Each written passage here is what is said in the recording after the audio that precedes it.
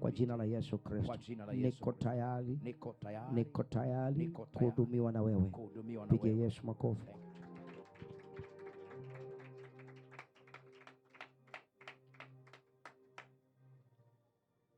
Nimefurahi kukuona.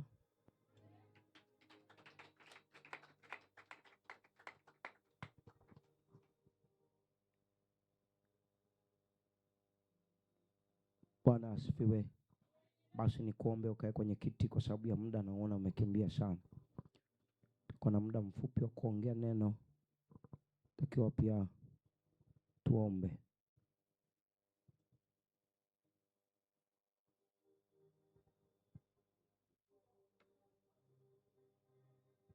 Bwana asifiwe.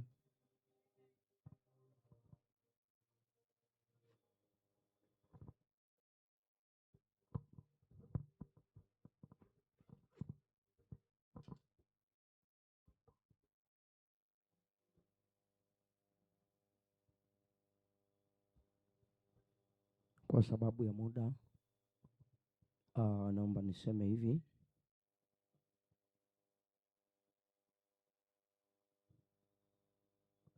Kwanza tunamshukuru Mungu.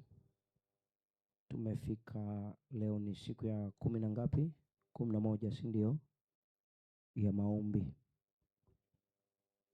Tunamshukuru Mungu kwa ajili ya siku ya 11 ya maombi.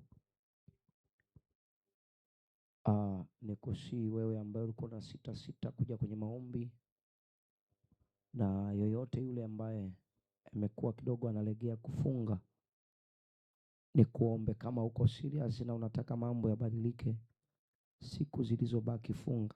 Siku 21 ni siku za kawaida sana.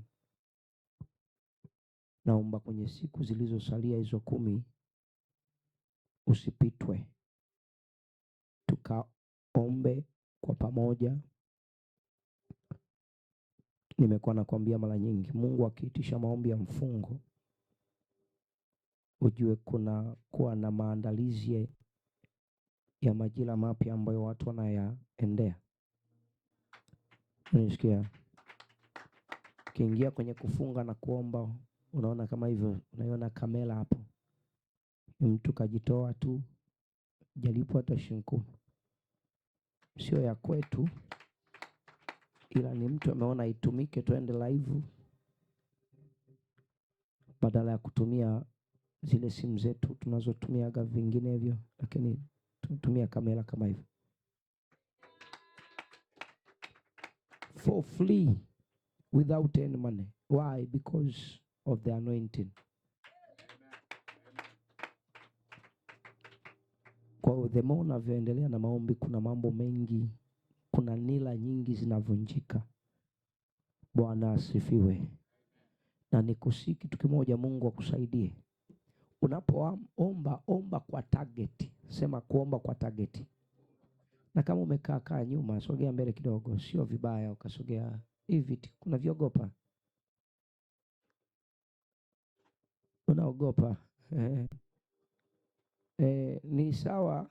Biblia inasema usikimbilie mbele kabla hujakaribishwa. Wakati unajua andiko hilo. Sasa nimeruhusu mimi njoo mbele. Wakikaa kule tunafahamu yule ana mtoto, yule mlangoni pale nini. Kwa nini uwe nyuma? Mambo yako kwani atakuwa nyuma? Bwana asifiwe. Nafahamu kule na yule anahangaika na kile. Mungu akubariki kwa kufika.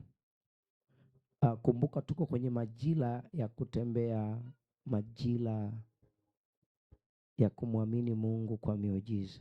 I'm happy. Mimi nina furaha. Bwana asifiwe. Hebu muangalie jirani yako, mwambie kuna mambo yanaenda kufanyika na yamekaribia kidogo tu, yatakayokushangaza. Sema yatakayokushangaza. Sema kama unasikiaga miujiza, utaiona inatokea kwako. Sema sio mmoja, ni mengi tu. Unajua kuna mtu, Bwana asifiwe. Unajua kuna mtu anakuambia lakini unaona ana mashaka. Hebu msaidie wewe, mwambie kwa uhakika. Mwambie kuna miujiza mingi inaenda kutendeka. Mwambie by fire by force. Mwambie hata kama utaki, maadamu nasali hapa, mwambie miujiza ni chakula cha watoto wa Mungu. Pigie Yesu makofi. Mimi sisemi haya maneno kwa kujivuna au kwamba nina kiburi, hapana kabisa. Mimi ni mnyenyekevu kutoka moyoni, sio nje, ila nayasema ya maneno nisikie. Miongoni mwa kitu ambacho ninaomba Mungu na Mungu amenikubalia ni kwamba hii huduma iwe na mtembeo usiokuwa wa kawaida kuliko huduma nyinginezo. Bwana asifiwe. Sio kwamba za wengine sizipendi, we have the same God. Tuna Mungu huyo huyo, ni mmoja, ila Biblia inasema tofauti manifestation. The same Holy Spirit, ni roho huyo huyo, lakini udhihirisho tofauti. Sasa roho akiamua kujidhihirisha pale kwa namna fulani sio dhambi. Bwana asifiwe. Akiamua kutembea kwetu na miujiza na kutembea na yeye kwa ukubwa, watu wamuone kwa ukubwa, sio dhambi. Bwana asifiwe. Na ukitaka kujua kwamba huyu baba au huyu baba anayetuongoza, huyu prophet anaona nini, nifuatilie sana naongelea nini. Maana kilichomjaa mtu ndicho kinachofanya nini.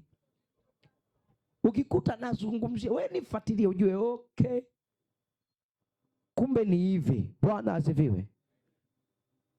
Look at your neighbor, angalia jirani yako, mwambie wewe sio wa kawaida. Maadamu ulikanyaga hapa, mwambie hata Mungu aliyekuumba anajua wewe ulipoingia hapa tu, wewe sio wa kawaida. Piga Yesu makofi. Mimi sijui ulikotoka, ulikuwa unazaliwa wapi, sijui ulikuwa umezaliwa wapi, hiyo mimi I don't care. Bwana asifiwe. Ninachojua ukiingia kwenye huduma ya Elohim, manifestation of God's power, tsunami ya nguvu ya Mungu, unakuwa tofauti. Bwana Yesu asifiwe. Sikiliza, kuna power, kuna nguvu, lakini kuna tsunami ya nini? This is tsunami ya nguvu. Hivi kuna zaidi ya tsunami? Bwana asifiwe. Hii ni tsunami ya mtembeo wa Mungu. It is doesn't matter. Hata yoyote akiangalia huko akikomenti vibaya, lakini ninachojua hii ni tsunami ya nguvu za Bwana. Bwana Yesu asifiwe. Hallelujah tena. That's why I believe in miracle. Na kila nikikaa, siku moja nilikwambia, nikikaa mimi nikiwa naomba mimi nyumbani kwangu, nitaomba, lakini nasukumwa huku kwamba nataka nijifunue kwa maajabu. Bwana asifiwe. Yaani nataka watu wakitembea ni yeye ananiambia, si ndio amenipa pumzi hapa, si ndio naongea hapa. Bwana asifiwe. Ni yeye kaniambia. Kazi yangu mimi ni kukuelekeza ili uelewe, twende pamoja na miujiza itembee kwa ukubwa kwa jina la Yesu Kristo. Bwana asifiwe. Lazima kieleweke, sema lazima kieleweke.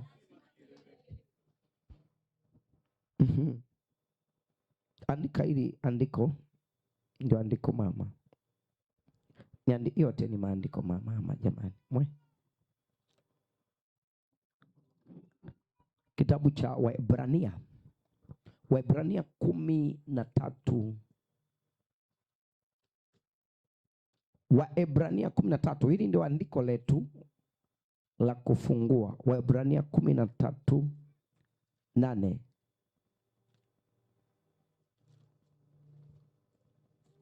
Najua unaifahamu kwa wachache na unaisomaga tu, lakini naomba tukaisome kwa ufunuo mkubwa, alafu naenda kwenye andiko lenyewe. Na Roho Mungu anisaidie. Saa ngapi? Na dakika kama 20 za kuhubiri, alafu dakika 35 za maombi. Bwana asifiwe. Kesho I wish tutawahi.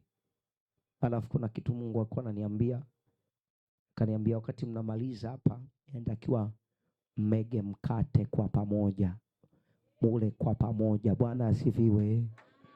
Unakumbuka ile Biblia inasema wakaumega mkate kwa pamoja, nao wakawa shirika moja. Kwa hiyo siku tunamaliza Jumapili ile inayokuja, ikitoka hii ndio tunamaliza ile jioni, tutaangalia Mungu ananiambia tuweke kitu gani. Natamani watu wawe comfortable. Bwana asifiwe. Kukiwa na neema ya Mungu, hata ikiwepo nyama choma na soda, kwani ni dhambi? Ni dhambi? Mbona wengine vipi hamtaki? Bwana asifiwe. Ili tusichafue hapa, nasema unakunywa soda yako, juisi na chapati na kakuchoma hapa. Bwana asifiwe. Ndio tunamaliza maombi yetu vizuri tu, tunaagana hapa vizuri tu, alafu siku hiyo kuna mbona mmetoa tena siku hiyo ya mwisho hii dunia itajua kwamba Mungu aliniumba niko duniani. Bwana asifiwe. Na dunia itajua kwamba wewe ulizaliwa hapa sio kwa bahati mbaya, wala uko hapa kusindikiza watu, kwa jina la Yesu Kristo. Bwana Yesu asifiwe. Nakupenda wewe unaitikia amen, maana unaonekana unajielewa. Bwana asifiwe. Biblia inasema hivi, anasema Waebrania sura ya 13:10, anasema 13:8, anasema Yesu Kristo ni yeye yule jana na leo na hata milele. Narudia tena, Yesu Kristo ni yeye yule, au ni yule yule jana, leo na hata milele. Manake Yesu wa miaka ile ya nyuma ndio huyo huyo tuliye naye leo. Manake Yesu wa miaka ijayo ndio huyo huyo. Bwana Yesu asifiwe. Aliyefanya maajabu miaka hiyo, usije ukasema hivi yuko wapi Yesu? Maana kuna walokole wanasemaga si Yesu wa miaka ile yuko wapi? Ndio huyo huyo. Bwana asifiwe. Ila ni wewe hujaamua kutembea na yeye kwa ukubwa. Sasa kama ni yule yule, wenye hekima wanachokifanya, wanajua ya kwamba aliyoyatenda miaka ile mpaka leo wanafanya nini? Mpaka leo wanafanya nini? Aliyeandika uwe mwaminifu ndio huyo huyo aliyeandika yoyote aniaminie mimi atafanya mambo makubwa kuliko yale niliyoyafanya mimi. Ndivyo anavyosema.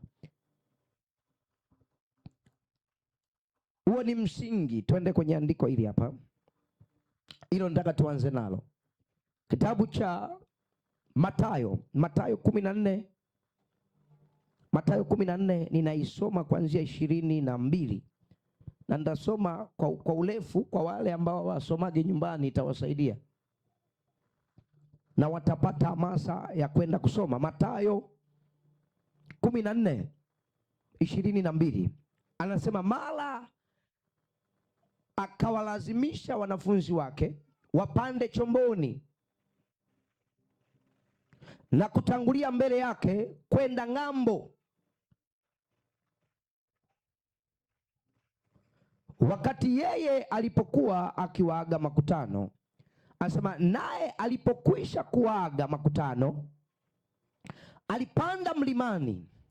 Hapo tayari amewaaga wanafunzi wake watangulie ng'ambo. Alipanda mlimani faraghani, kwa maana ya kwenda kuomba. Na kulipokuwa jioni, sema jioni. Kumbuka hapo amewaaga wanafunzi wake, amewaaga na watangulie. Amepanda wapi? Faraghani, sehemu ya utulivu, akaombe. Anasema na kulipokuwa jioni, alikuwako huko peke yake anaomba. Anasema hivi, na kile chombo kimekwisha kufika katikati ya bahari, kinatabika sana na mawimbi, maana upepo ulikuwa wa mbisho. 25, hata wakati zamu ya 4 ya usiku Yesu akawaendea akienda kwa miguu juu ya bahari. Bwana asifiwe. Umeelewa hapo? Nitaendelea hapa chini. Naomba nisisitize kidogo hapa. Biblia inasema Yesu akawatanguliza. Bwana asifiwe. Yesu akawatanguliza wanafunzi wake wanakoenda, na yeye anatakiwa aende, lakini yeye akawatanguliza mbele ili ya kwamba wasogee mbele. Akaenda kwenye maombi, kwa sababu walikokuwa wanaenda hawaendi vivi, wanaenda kwa ajili ya huduma. So Yesu lazima akaombe kwanza, alafu ashuke. Biblia inasema alipokuwa akiomba, ukisoma hapa anasema hivi, naomba nirudie tena 25. Anasema hata wakati wa zamu ya 4 ya usiku Yesu aliwaendea akienda kwa miguu juu ya bahari. Bwana asifiwe. Naomba nisome 24. Anasema na kile chombo kimekwisha kufika katikati ya bahari, kinatabika sana mawimbi, maana upepo ulikuwa wa mbisho. Kwa Yesu aliwaambia watangulie kwenda, na chombo kilifika katikati ya nini kanisa? Ya bahari. Mawimbi yakawa ni makubwa, yanapiga kile chombo, yanakipiga kile chombo, na Yesu amewaambia watangulie.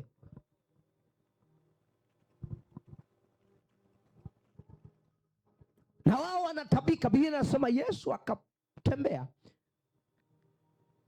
Sasa unajiuliza kwa hali ya kawaida, maana hapa ni katikati ya nini? Si umesoma Biblia yako? Katikati ya, Biblia inasema na Yesu akapita, akatembea katikati. Sikiliza, boti inavyotembea inakutanua kichwa ili kwamba uelewe rohoni, uelewe Yesu ni powerful. Unajua watu wanamchukuliaga Bwana asifiwe. Katikati ya bahari Yesu ametembea mpaka pale walipo wanafunzi, sehemu ambayo boti ilikuwa inapiga maji, lakini master ameenda alafu sasa hakuenda pale, hakuenda moja kwa moja kwenye boti, akatulia pembeni. Naomba nisome hapa alafu tanielewa. Biblia inasema kwenye 26, wanafunzi walipomwona akienda juu ya bahari wakafadhaika. Kufadhaika maana yake ni kuogopa, wakisema ni kivuli. Wakapiga yowe hofu, wakapiga yowe kwa hofu. Kwa lugha nyingine wakapiga kelele, maana ni baharini, alafu wanaona wanashangaa. Sasa mara Yesu alinena akawaambia, jipeni moyo, ni mimi, msiogope. Bwana asifiwe. Bwana Yesu asifiwe. Naomba nikwambie, kuna jambo unaweza ukawa una safari nalo, na kuna sehemu unaenda, na ni Mungu amepanga mpango huo kwamba wewe uwe na safari hiyo. Sasa wakati unaona mawimbi yanatokea au dhoruba inatokea, hiyo haina maana ya kwamba Yesu hayuko pamoja na wewe. Kuna baadhi ya watu wakipitia baadhi ya mambo ya kawaida tu, wanaanza kutafsiri kwenye mioyo ya kwao kwamba yawezekana niko peke yangu, Yesu kweli yuko na mimi. Bwana asifiwe. Biblia inasema Yesu alikuwa akiomba kule mlimani, aliona kinachoendelea wapi? Katikati ya nini? Ya bahari, ile dhoruba. Kwa hiyo kuna baadhi ya mambo ambayo kwenye maisha ya kwako Yesu amekuruhusu uyaanzishe, au umeanza safari ya wokovu na Yesu, na kuna baadhi ya vitu vidogo vidogo ambavyo ni changamoto unavipitia ndani yako. Shetani anakuambia Yawezekana Mungu hayuko na wewe. Yawezekana hili unaweza ukafeli. Yawezekana hiki unachokifanya ulikianzisha wewe, sio Mungu. Bwana Yesu asifiwe. Kwa hiyo hawezi kufika pale unapostahili kufika. Nataka nikwambie, lazima ufike mwanangu, kwa jina la Yesu Kristo. Narudia tena, wanaonielewa ni hao. Lazima ufike kwa jina la Yesu Kristo. Biblia inaendelea hapa chini, sehemu ya muhimu sana hii. Anasema Petro akamjibu akasema, 28 hiyo, akasema Bwana, ikiwa ni wewe. Hapa ndio main sana, ni pointi, pana pointi kubwa sana. Petro akamjibu akasema, Bwana, ikiwa ni wewe, niambie nije kwako juu ya maji. Petro akamjibu akasema, Bwana, ikiwa ni wewe, niamuru nije kwako juu ya maji. Biblia inasema Yesu,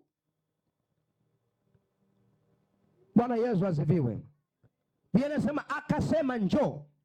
Petro akashuka chomboni, akaenda kwa miguu juu ya maji ili kumwendea Yesu. Ndasoma 30. Naomba niseme kitu, nisikilize, itakusaidia. Niongee kwa lugha ya polepole. Mimi na wewe tulipookoka tuliitwa na Yesu. Na nisikia, tuliitwa na Yesu kufanya kazi za nani? Kufanya kama nani? Kama Yesu. Biblia inasema aliyetumwa na Mungu hunena maneno ya Mungu. Hatukuitwa tuishi maisha ya kwetu, tuliitwa tuishi maisha ya nani? Ya Yesu. Ndio maana Paulo anasema si mimi ninaishi, lakini ni nani? Ni Kristo ndani yangu. Kwa lugha ya kawaida, mimi na wewe tuliitwa tufanye kama Yesu. Unanisikia? Ishara ya kumjua kwamba huyu mtu ana Mungu ndani yake, utaona akifanya, anafanya kama nani? Kama Yesu. Na ndio maana Yesu alisema, yoyote anayeniamini, yoyote anayekiri kwamba amenikubali mimi, kazi ninazozifanya na yeye atafanya nini? Kitabu cha Yohana 14:12. Kwa lugha nyingine, ukitaka kumwamini, ukitaka kumjua, muamini anayemwamini Yesu. Manake anafanya kazi ambazo Yesu alifanya nini? Tena anafanya kubwa kuliko. Bwana Yesu asifiwe. Narudia tena, ukitaka kumjua mtu ambaye anamwamini Yesu kweli kweli, mwaminifu, anayemwamini Yesu kutoka moyoni, atafanya kazi ambazo Yesu. Kwa hiyo kama Yesu aliondoa mapepo, naye atafanya nini? Kama Yesu aliondoa laana, naye atafanya nini? Kama Yesu alibariki watu, naye atafanya nini? Kama Yesu alitenda makuu, naye atafanya nini? Walio tayari kutenda makuu, sikia amen yenye nguvu. Haleluya. Tena kwa lugha ya kawaida, manake chochote ambacho Yesu alifanya, anataka na wewe ufanye. Haleluya. Kuna muda watu wengine wanaogopa wanaposoma Biblia kwamba Yesu alifufua. Anaogopa bila yeye kujua kumbe mpango wa Yesu ni yeye aendelee kufufua. Maana alitangaza, mimi ni uzima na kweli. Bwana Yesu asifiwe. Mpango wa Yesu ni aendelee kufanya nini? Kufufua. Anasema ninaondoka, alafu baadaye nitarudi tena.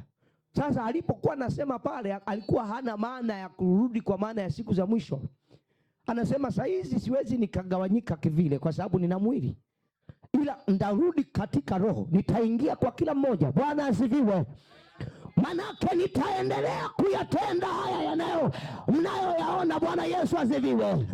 Sasa Bwana anawatafuta walio tayari kutenda kama yeye. Haleluya. Anawasaka wanawake kwa wanaume walio tayari kukemea dhambi na waachilia uzima. Haleluya! Walio tayari kukemea umasikini na waachilia baraka ya uzima. Haleluya! Sasa Petro alikuwa na hekima, akasema sikiliza, usinitanie, kama ni mwenyewe niambie nifanye nini, niambie nije. Biblia inasema Petro akaanza kufanya nini? Kwenda. Naomba nisome, naenda kumaliza. Anasema hivi 29, akasema njoo. Petro akashuka chomboni, akaenda kwa miguu juu ya maji ili amwendee Yesu. Sikiliza, listen hii point 30. Lakini alipouona upepo akaogopa, akaanza kutazama, akaanza kuzama, akapiga yowe akisema, Bwana niokoe. Bwana asifiwe. Sikiliza hili somo.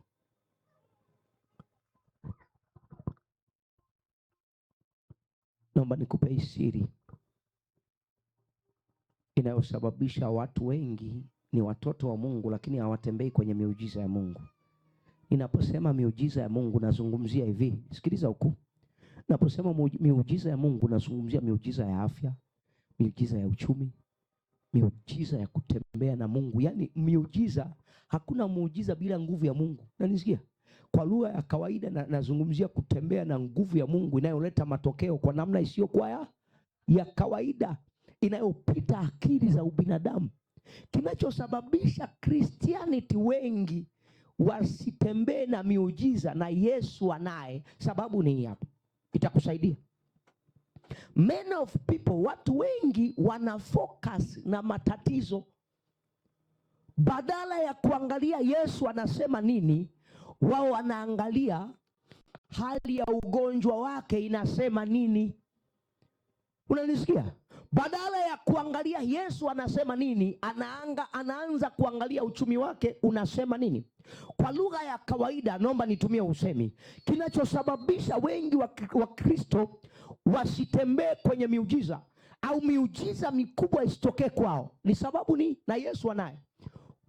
Wanaangalia sana matatizo yao badala ya kumwangalia mtatua matatizo. Kwa Kiingereza tunasema they focus in their problems. They don't focus on God.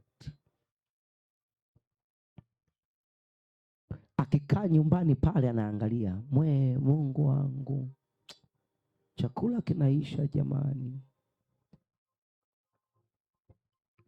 Watu wanaangalia matatizo sana. Yaani wamewekeza akili zao kwenye kuangalia matatizo na ukubwa wa matatizo kuliko kumwangalia Mungu. Sasa kilichosababisha Petro anazama katikati ya Petro ana Yesu na aliyemuita ni nani? Ni Yesu. Lakini kwa nini anazama? Anazama kwa sababu anaangalia nini? Biblia inasema alipogeuza macho, badala ya kuconcentrate na Yesu na kumwangalia Yesu, akaanza kuangalia nini? Akaanza kuangalia mawimbi. Bwana Yesu asifiwe. Mwanangu, ukiendelea kuangalia hayo matatizo yatakuzamisha. Unanisikia? Ukiendelea kufocus on your problem which you have, unazama. Bwana asifiwe. Sikiliza, kwa sababu shetani atatumia udhaifu wako, atatumia sehemu ambayo inaonekana kama ndio imeharibika, akuonyeshe hapo ili akupigie hapo. Unanisikia? Wengi wanaonyeshwa mashida yao. Angalia ulikotoka, angalia ugonjwa huo, angalia hiki, angalia umri, angalia. Yani unaonyeshwa. Sikiliza, macho yako ya rohoni yakianza kufocus kuangalia hayo matatizo, unateketea. Unanisikia? Unamalizika. Bwana Yesu asifiwe. Lakini tunasoma hapa, unamwona Petro kwenye hatua ya kwanza anatembea kabisa kwenye miujiza. Sikiliza, hakuzama hapo hapo. Hakuzama tu ghafla pa. Alianza kupiga hatua. Wakati anaendelea, kuna mazingira yakawa nampiga mikwala. Bwana Yesu asifiwe. Wakati miujiza inataka ianze kutembea kwa ukubwa, shetani naye anainua mikwala. Mwanangu, endelea kuangalia miujiza, endelea kuamini tu kwamba inaeleweka. Haleluya. Miongoni mwa kitu ambacho walokole wengi hawajui, sikiliza, shetani yuko hivi. Tukiomba hapa, unaomba kwa bidii, ukitoka hapo unaenda kukutana kabomu fulani hivi. Unanielewa? Unakutana na kabomu na katukio fulani hivi kana kuvunja moyo. Shetani anakuambia, sikiliza wewe umeomba sawa, umenipiga, lakini unaona hapa. Bwana Yesu asifiwe. Wenye hekima wanaendelea mbele. Haleluya. Kwa lugha nyingine anataka atoe attention yako, akuhamishe jicho lako, naambia no, ninaendelea mbele, kinaeleweka. Haleluya tena. Na miongoni mwa kitu ambacho watu hawajui, ukitoka kwenye prayer, serious prayer, maombi ya serious, yule muhuni naye ndo anatokea hapo. Unanisikia? Usishangae umetoka kwenye maombi kama ndio umepanga, majirani wote ndo wanakuvutia hivi. Usishangae mwanangu, ujue ndio kimejipa. Haleluya. Kesho yake ongeza prayer, ongeza moto. Haleluya tena.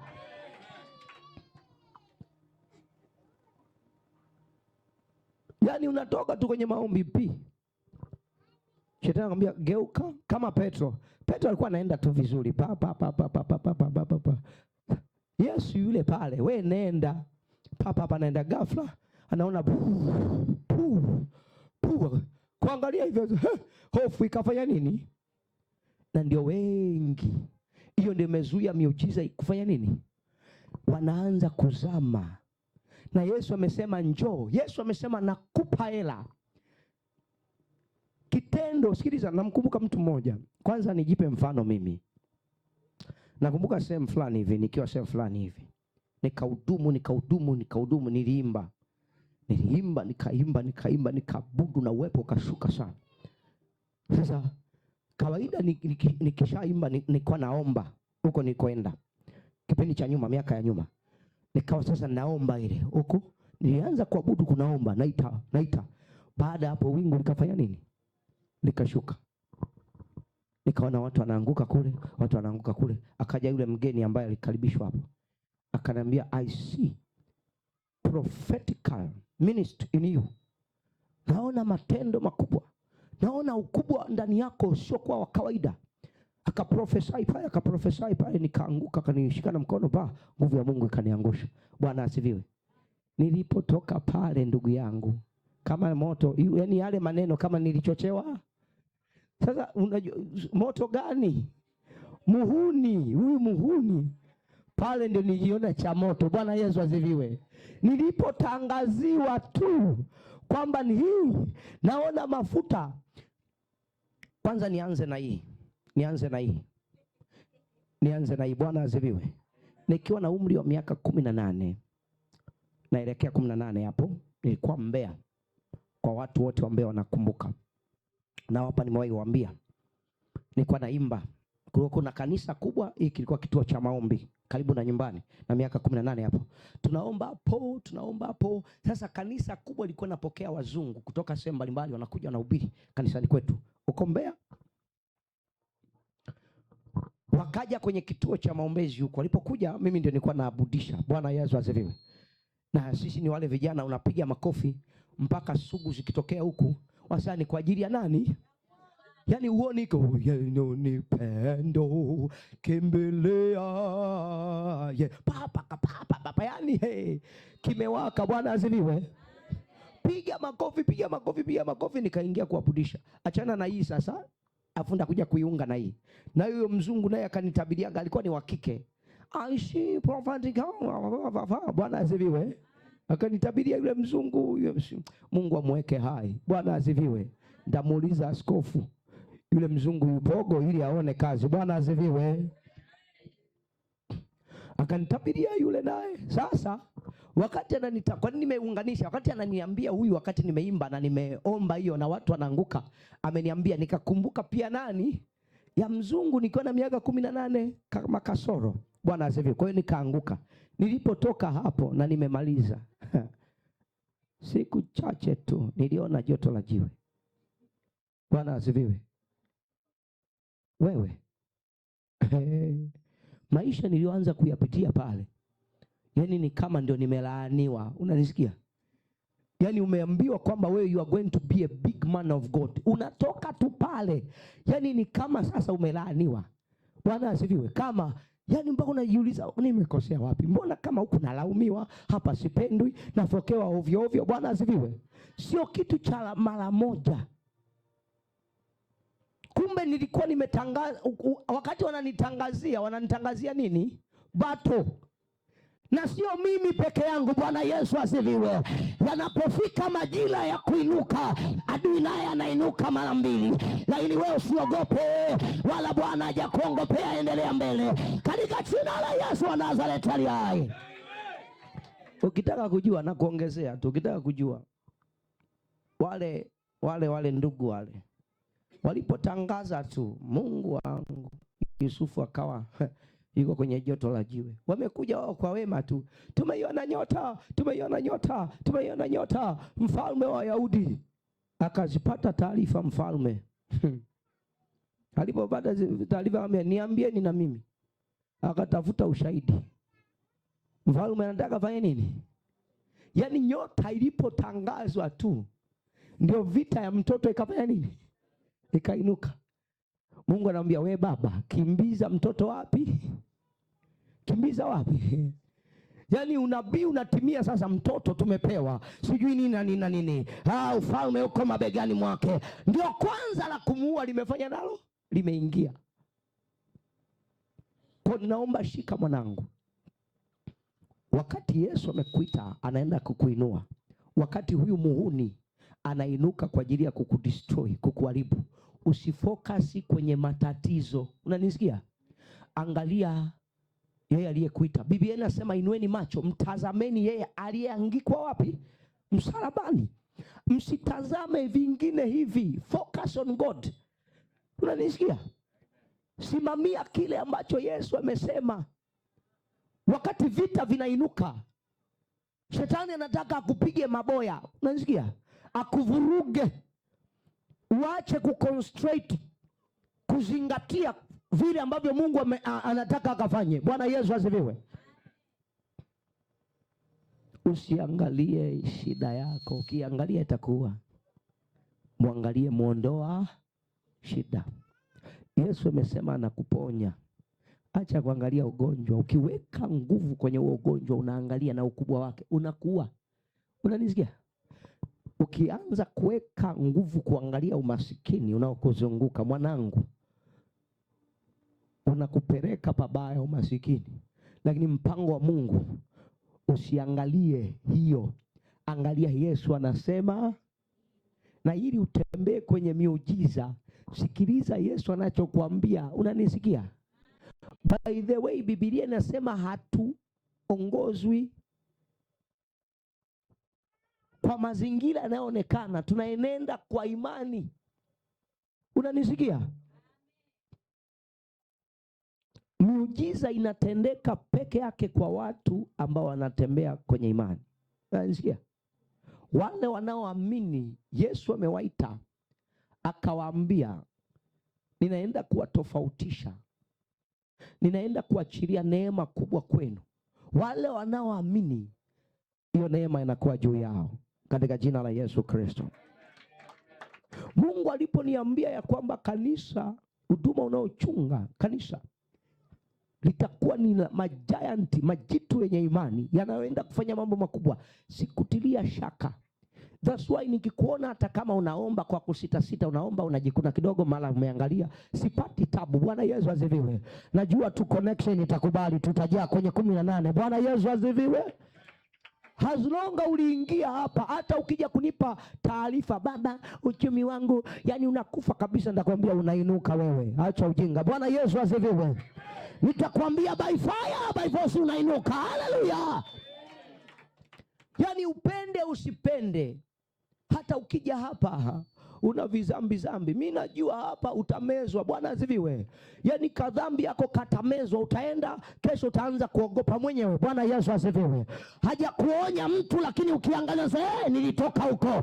Haleluya kanisa. Bwana asifiwe. Kadri unavyoendelea hapa, nakwambia tena, I know, namjua Yesu mimi niliye naye na aliyeniita. I know, sibahatishi. Bwana asifiwe. The more unavyoendelea hapa, by fire by force, lazima Mungu akufanye kitu ambacho sio cha kawaida, akuinue, akupeleke juu, ajitambulishe kwenye maisha yako. Bwana Yesu asifiwe. Na sisi ni majitu ambayo tunatembea kwa imani. Bwana Yesu asifiwe. Na miujiza inatembea na watu wenye imani kubwa. Bwana Yesu asifiwe. Sema niko tayari kwa mambo makubwa. Kwa mambo makubwa. Niko tayari kwa mambo makubwa. Ninaomba nisaidie kusoma hapa.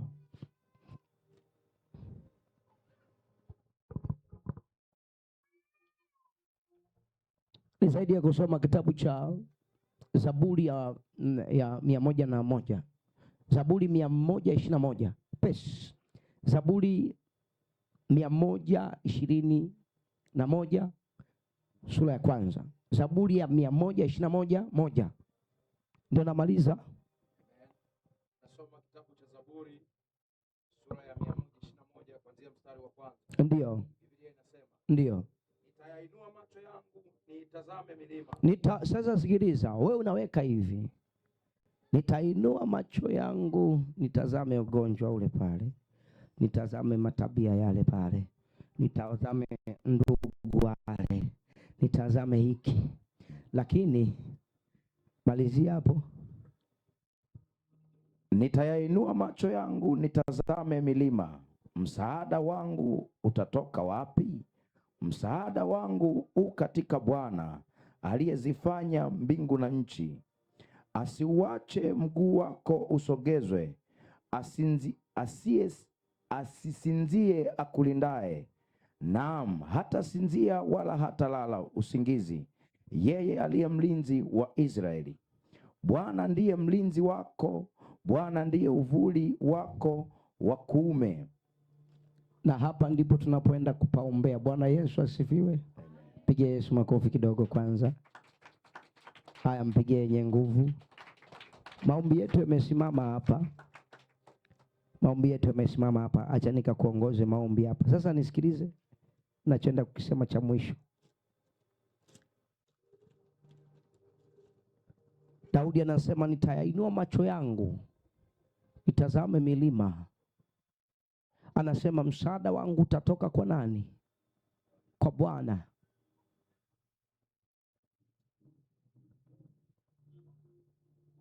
Kuna sehemu nataka Mungu aonekane kwa ukubwa. Mungu anaenda kukusaidia kwa jina la Yesu Kristo. Msaada wako sio mjomba wako.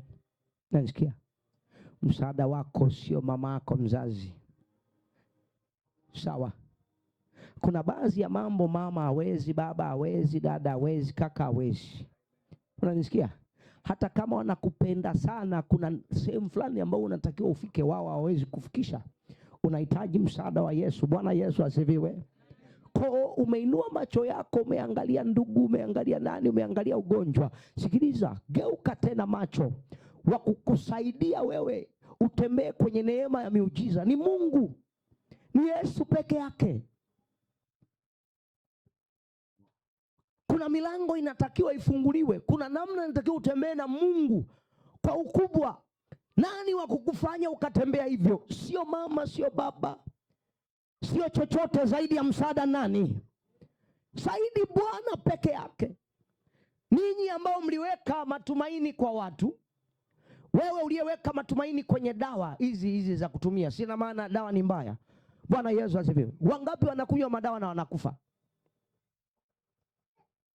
Wanaandikiwa na madozi na madozi, wanaambia sasa hii hapa ukipiga ndio yenyewe inamaliza kabisa. Alafu anapiga na ngoma iko pale.